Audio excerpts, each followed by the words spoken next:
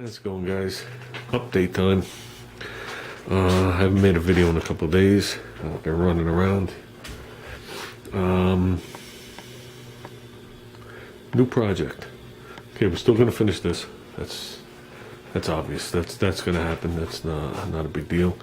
Obviously, I can't paint the hood. The weather's still too cold. I'm waiting on the gaskets for the doors, so I can't finish the doors. But we are gonna knock out the door panels and some odds and ends.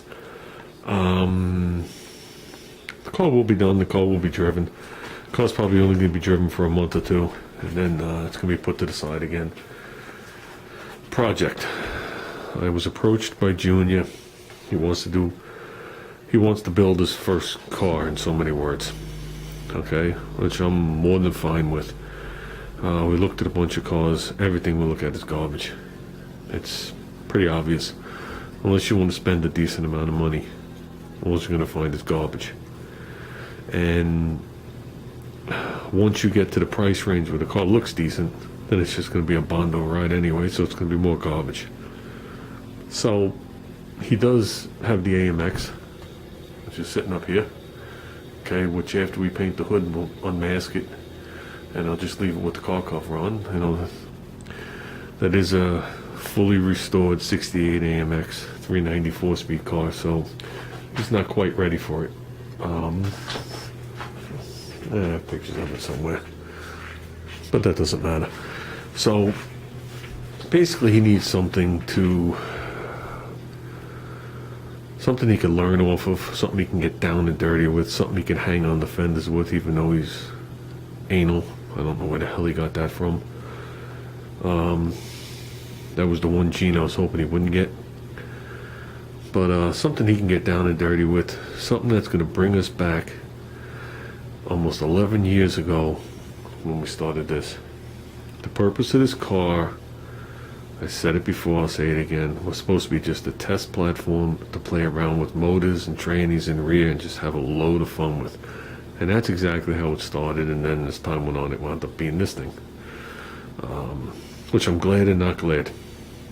I never wanted it to go this far. I just wanted it to be a car I could lean on the fender and just do whatever with. And no, it's not a show car. But, you know, there is a lot of work into it now, a lot of money. You know, and I do take care of everything I own. So basically, in so many words, keep it short, he approached me a week or so ago. You know, I was sitting there on the computer, and he said this to me once before in passing, hinting, kinda, I guess maybe to feel me out, but never to this extent. He told me in so many words that he wanted to know what I thought about him taking the Concorde and putting a V8 in it. And I hadn't smiled that big in a very long time, to say the least. So I think of it this way: the Concorde's solid, it's safe. I've owned it for over 8 years. It's not a load. It's not 100% perfect, but it's not a load. You go underneath, it has floors, it has frame rails, it has new springs, it has tire. Everything's good on the car. It's safe.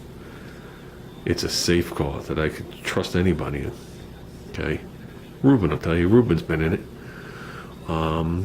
It needs a couple things on the body. Interior is absolutely mint, and the car actually drives flawless. And I think I just hit 70 some odd thousand miles on the car. That's original. Got it with 29,000 on it. Paid $1,000 for the car.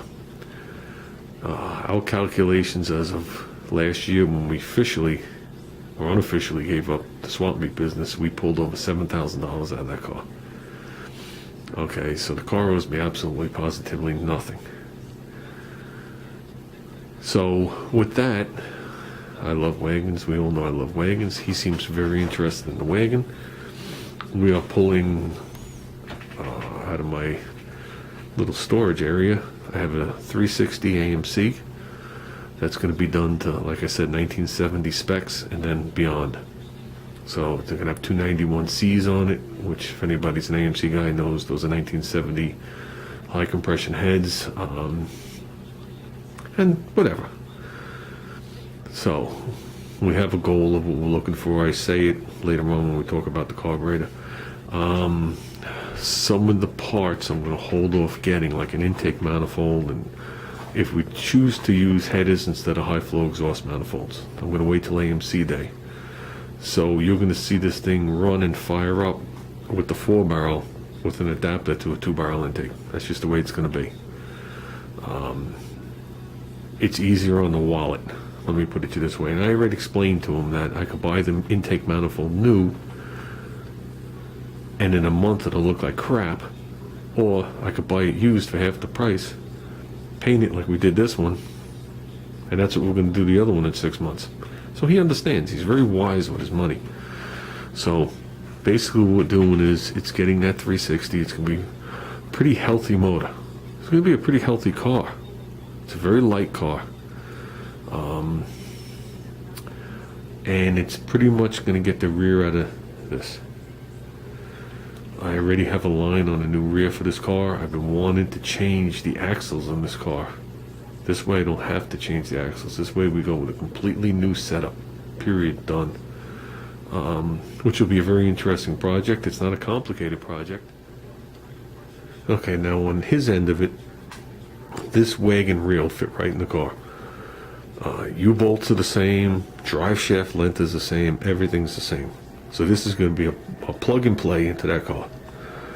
The rear I'm getting for this is going to require a little massaging to get it in. All simple, basic fabrication to get it in the car. And when it's all said and done, I'm going to wind up with the gear ratio I want. I'm going to wind up with big 31 spline axles. I'm going to wind up with 4-wheel disc on the car. And I'm not going to be able to break the rear, at least in what I got here. So it's a win-win situation. The only lose situation is when that other motor's up and running and I'm ready to start cruising and pounding on that car, I need the rear. That's the bottom line.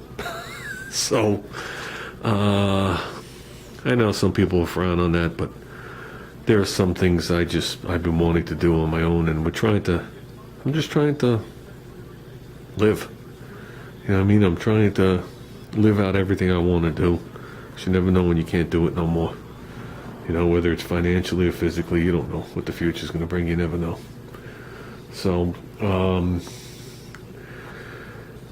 and I need another project to pull me away from this wagon because I don't want to work on this wagon anymore.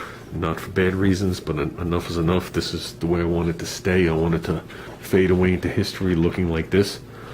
I don't want to keep tearing into this car. I need my next project. It should have been 5 years ago. The economy took care of that for me.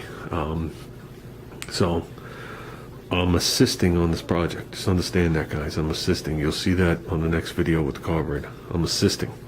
This is pure education. This is going to be education from a carburetor to tranny overhauls, because we're going to do the motor and rear, and over the winter I'm going to build up a 727. You guys, I wasn't filming back then when I did the 727 in this car. It's not going to be as high dollar of a build unit, but it'll still be a tranny build just the same. And I'll teach anybody what I can teach, just like we're going to teach along the whole way of this car, because I'm going to be talking to him like a student, okay, and hopefully people can absorb from it.